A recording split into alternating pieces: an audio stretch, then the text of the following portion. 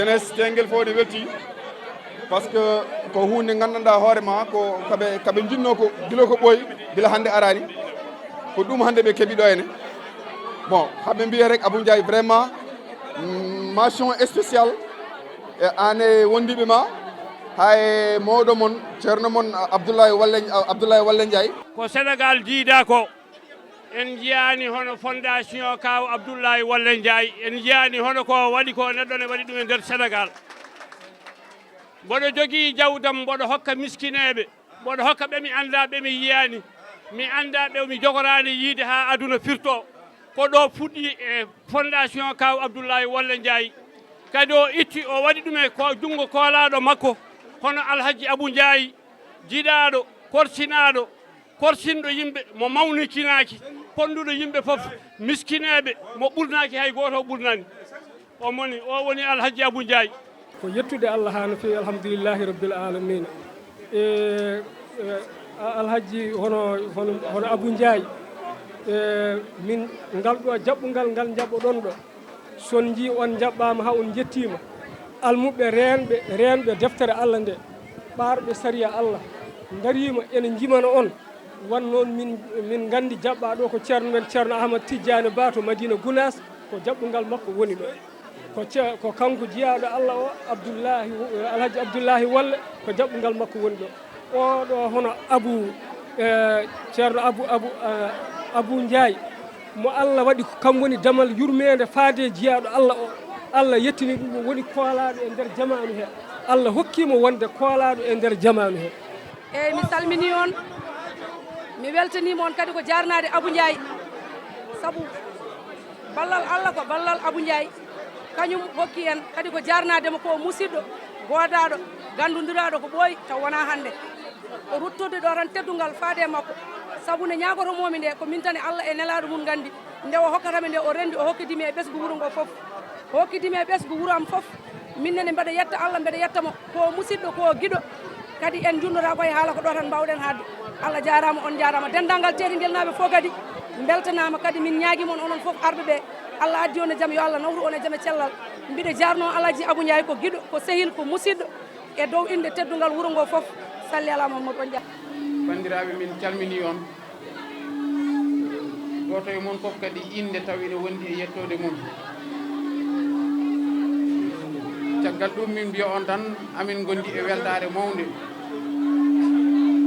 e ngal ɗo moon jaɓɓugal jotgal jaɓɓugal pattam lamiwal ngal ganduɗa jaɓɓaɓe ngal ɗo jaɓɓugal ɓe ene kandi hen amin gandi jaɓɓiɗon ɗo ko ceerno Alhaji Ahmadou Tidiane Ba khalifa pettiɗo to Madina Gounas amin gandi kadi